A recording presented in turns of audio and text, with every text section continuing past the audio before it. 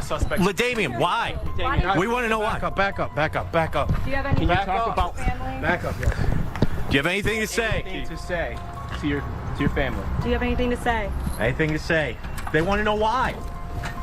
Your family says they're confused. We never saw it coming. Now, it's a possibility that they say he was on some kind of drug, right? I didn't know he was on drugs, but it's a possibility that he was on some kind of drugs because it's hard to fathom why he would, he would hug his sister. He would always come in the house and say, "Where's folk at?" What was it like seeing him in court today? Different, because it's not him. That's not how he act. He couldn't make eye contact. He wasn't himself. This is his mama. How you come look at your mama and say nothing? You're just traumatized, right? So the very next day and the days after that, you start feeling the effects of it. So right now, I know I'm numb. I haven't been myself in the last couple of days, but it's gonna be okay.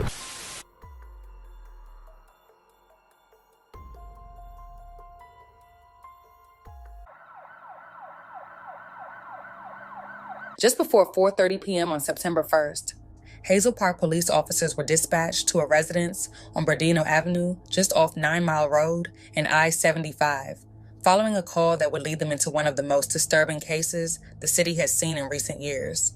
Upon entering the home, officers were met with a scene so deeply unsettling that even the most experienced and hardened detectives on the force were left shaken.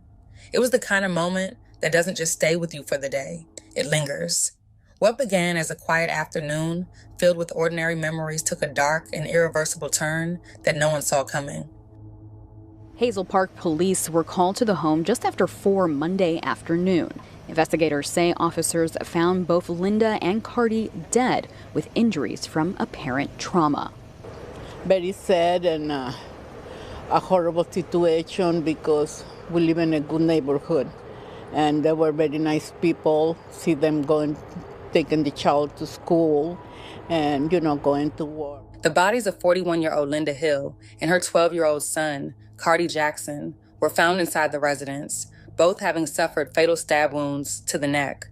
Despite efforts from first responders, both were pronounced dead at the scene. Linda Hill was known to everyone as a generous, warm-hearted woman, someone who would give the shirt off her back without hesitation. A loyal friend and devoted mother, her presence radiated kindness and compassion. Her son, Cardi, was a 7th grader at Hazel Park Junior High, described by family as a gentle soul who loved playing video games, goofing around with loved ones, and simply enjoying being a kid. He never caused trouble, never asked for much, just a happy, well-loved child with a bright future ahead. According to the Oakland County Prosecutor's Office, Linda had been on the phone with someone just before the murders. During the call, she reportedly mentioned that she needed to hang up because her brother had just arrived at the house. That detail would later become a crucial part of the investigation. Prosecutors confirmed that her brother's car was seen in the area at the time of the killings, and chillingly, returned to the scene again later that night. It was Linda's 64-year-old uncle, who lives in the basement of the home, who made the horrific discovery. He told police he heard loud noises upstairs, but was unaware that anyone else was in the house other than Linda and Cardi. When he went to check, he found their bodies and immediately called authorities. A nephew of Linda's also shared that he had spoken with her just 15 minutes before the attack and had plans to pick her up and take her to visit their grandmother. The timing made the news even more unbearable for the family, who gathered at a vigil days later in a state of shock and disbelief. Loved ones shared stories, shed tears, and lit candles in honor of Linda and Cardi, still grappling with how such violence could touch such gentle souls. The tragedy deepened when Linda's own brother, LaDamian Hill, was identified by family as the prime suspect. What followed was even more disturbing. After police had cleared the crime scene, LaDamian allegedly returned to the house uninvited, walked inside, and said only 2 chilling words: "Forgive me." He then reportedly laid naked in his sister's bed for several minutes, an act that left even seasoned investigators shaken. Video surveillance footage later showed a red Lincoln leaving the area during the time frame of the murders, a vehicle family members say LaDamian Hill was driving when he returned later that evening. Police recovered that same car, and detectives reportedly found blood inside, as well as blood-stained clothing at the Pontiac residence, where LaDamian had been staying. When approached by police, he declined to be interviewed. To those who knew the siblings, the news was incomprehensible. Linda and LaDamian had always been close, according to family, their bond making the events even more difficult to process. He must have just snapped, one cousin said at the vigil, echoing the confusion and heartbreak felt by so many. DeAndre Watkins sits on the front steps of his grandmother's house. It's where Linda and Cardi Hill were headed for a barbecue the day they were killed. We're hoping that they are able to, they have collected the right amount of evidence and stuff like that to where they can charge him fully. And that's all we want is just justice for her and Cardi. DeAndre says he spoke to his aunt every day. She's the only one that actually picks up the phone, no matter what.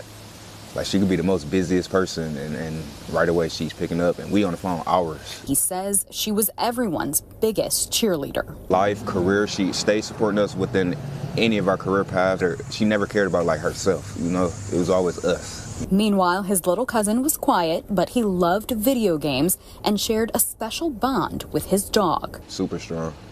Like, he was the main, like, caregiver of the dog, you know, walking it, feeding it. It was in his room 24 hours a day. He says Cardi was a sweet kid who liked to be helpful in his neighborhood. We went to all the neighbors' houses, and they was just saying how such a good kid he is. He come and help them with whatever they need, any job that's needed. DeAndre says the joy and happiness that Linda and Cardi Hill brought to their families' lives will live in their hearts forever. Family members of Linda Hill and her son Cardi visit the home on Burdeno Avenue throughout the day, including her son, DeMonte. I don't even know what would make a person do something like this. It's messed up. He says the family is not coping well with the news of Linda and Cardi's loss. As you would expect, you know, everybody heartbroken. Always good vibes, laughing, joking around. And Cardi was his best friend. That was my dog. Same thing. Just joking around, you know. He's like a younger version of me. Always playing around, having fun with him. On the evening of September 2nd, law enforcement officers executed a search warrant at a residence in Pontiac, leading to the arrest of 43-year-old LaDamian Redford. According to police, detectives recovered critical evidence at the scene connecting Redford to a recent double homicide. When brought before the court, Redford stood mute, prompting the judge to enter a not guilty plea on his behalf. The Oakland County Prosecutor's Office revealed that Redford is a father of 7, works as a roofer, and currently resides with the mother of one of his children.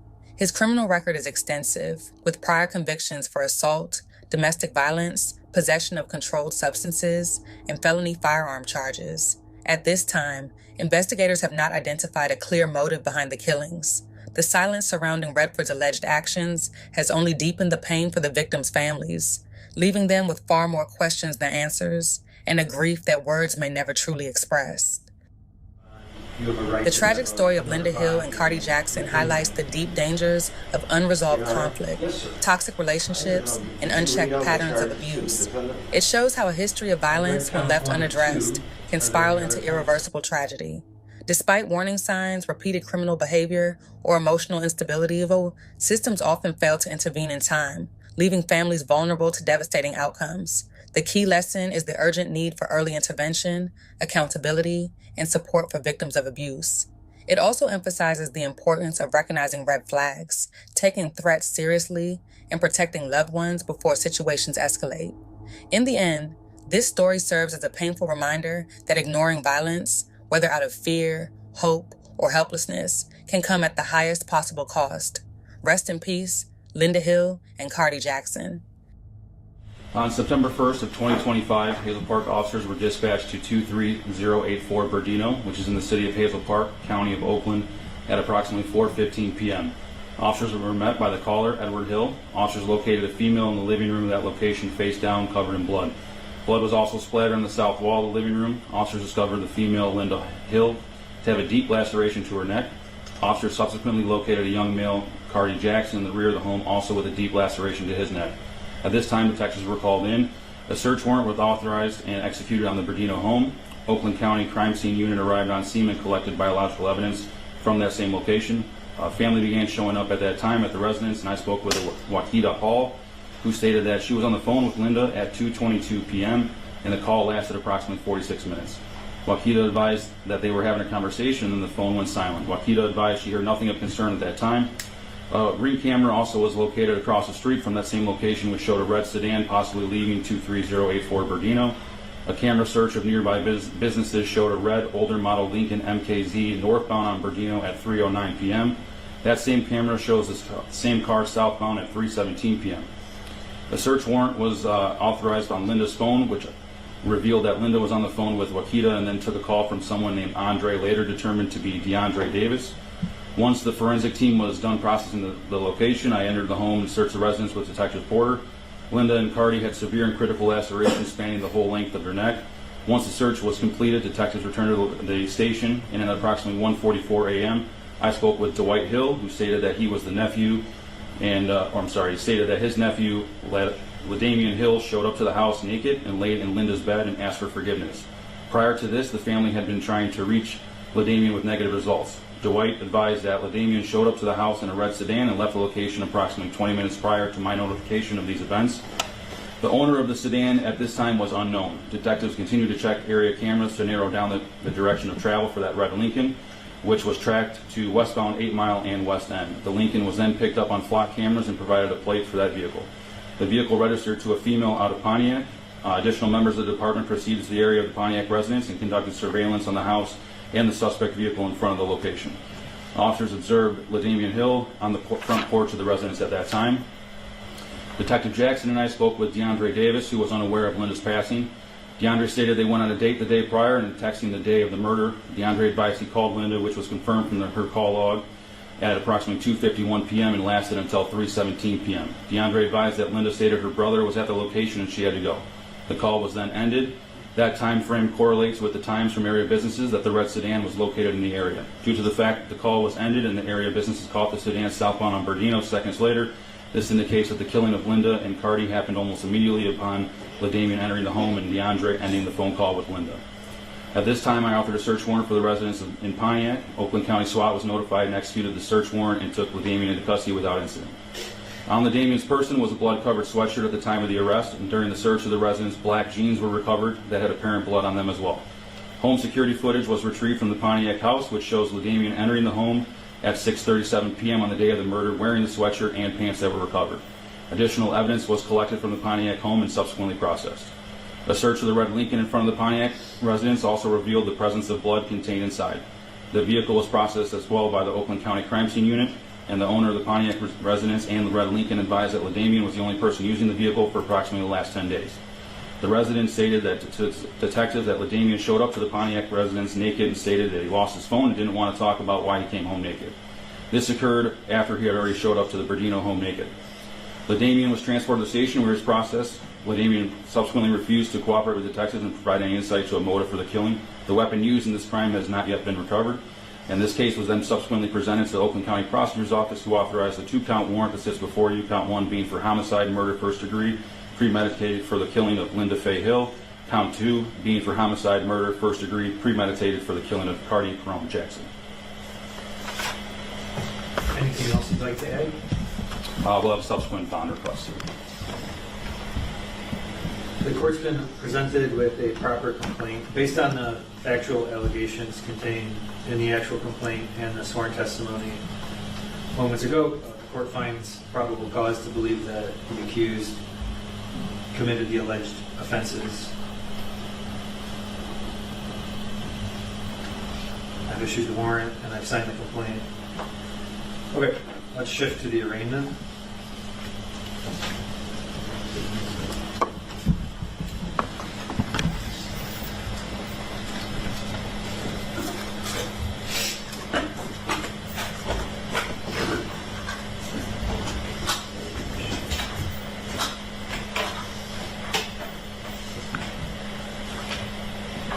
All right, recalling 25H0270FY, State of Michigan versus LaDamian Keith Hill. Appearance? Yeah, Dana Wilson appearing on behalf of the defendant, Your Honor. Defendant stands mute, asking the not guilty plea be entered. He would request that the charges be read to him, Your Honor. and he would request a court-appointed attorney, Your Honor.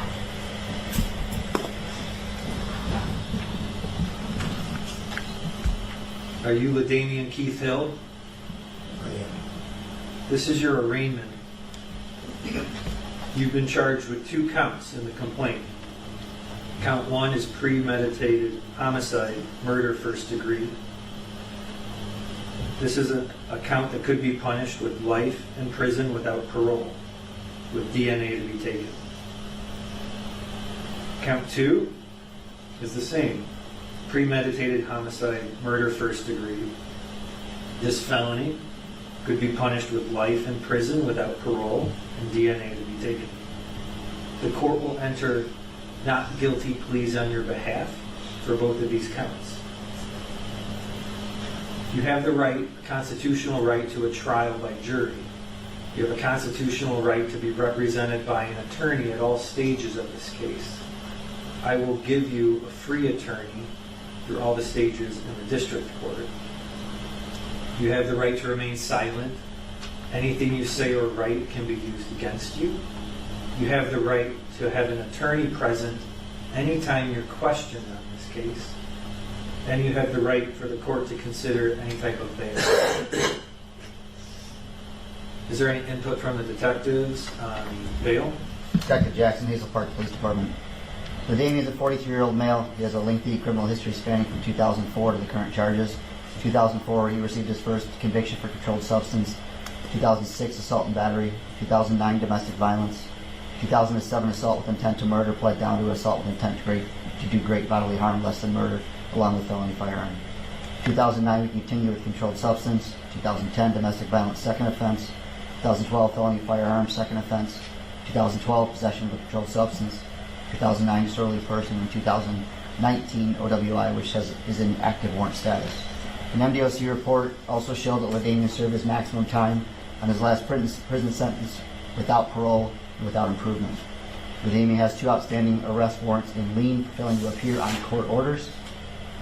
Upon LaDamian's arrest and search warrant of the home he was in, we located journal notes in his room that appeared to be a list of items he was trying to gather in order to flee, including a passport, guns, vehicle that he wanted to get, and clothes he wanted to bring. LaDamian stated he was a roofer as employment, self-employed. He also did side jobs. However, at this time, Your Honor, we ask that bond be denied due to the severity of the offense, that LaDamian is a threat to the public if released. He also is a flight risk based on the notes that we found that he was attempting to flee, and based on a lengthy criminal history and lack of improvement from a past serious criminal conviction. That is all. Is there any input from the county? Yes, thank you. Paige Carper for the record. I did speak with the defendant when he was in the lockup in the Hayes Park Police Department. I did speak to his child's mother as well to verify information. He is 43, single. He has 7 children. He does live with his child's mother at the Redford address. It was confirmed he's been there for the last 6 to 7 years with their minor child. He's been working in roofing since 2016. He declined to answer substance use questions. However, it was stated to me that he may use alcohol, marijuana, and occasional pills. He did not report any mental health concerns to me, nor did his reference. At the time of arrest, he did have active bench warrants. He does have a lengthy criminal history. He does have prior convictions of violence and weapons offenses. The deceased victims in this matter are Linda Hill of Hazel Park, 41, who is his sister, and her minor 12-year-old son, who is the defendant's nephew.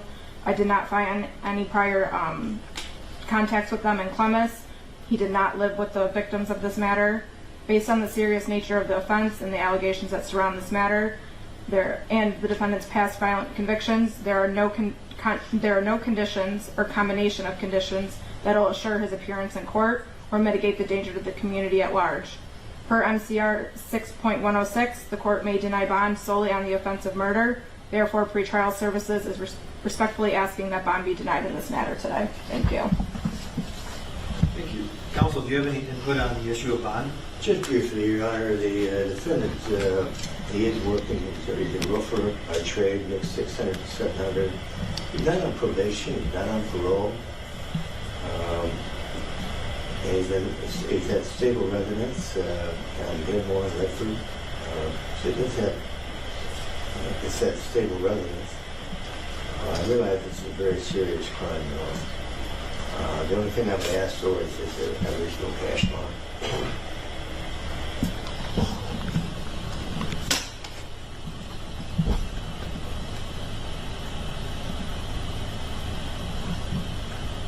Any other input on bond? No, sir. Anything else, counsel, on bond? Nothing further. When a court is setting bond, it's trying to answer several questions. One, if you're released, are you a danger to the community? And two, what's the likelihood of you returning to court? Based on what I heard from the detectives, I am worried about that you may be a flight risk. The court can look at other things, your history of convictions, your history of showing up or failing to appear in court. I could consider the seriousness of the charges. These are as serious as it gets. I'm a little bit concerned about your failing to appear in court in previous cases. But the easier answer for me is MCR 6.106, which denies your release entirely because you've been charged with murder. So my decision to deny release and deny any type of money bail is based on that court rule. So you have no opportunity to be released. Your release is denied. Obvious conditions, no criminal activity, don't break the law, no violent or threatening behavior. Appear in court, sheriff will transport you to court hearings. We have to schedule several hearings now because it's a felony. You have a right to have a probable cause conference and a preliminary examination. And if you're in the district court that long, because I denied your bond, you have a right to have another bond hearing within 90 days. Your Honor? Yes, sir. I don't know, did you read all the charges to the defendant? I read counts 1 and 2. Are there any other counts? No, sir. Okay, just want to make sure you got all the charges. Okay. Thanks for asking.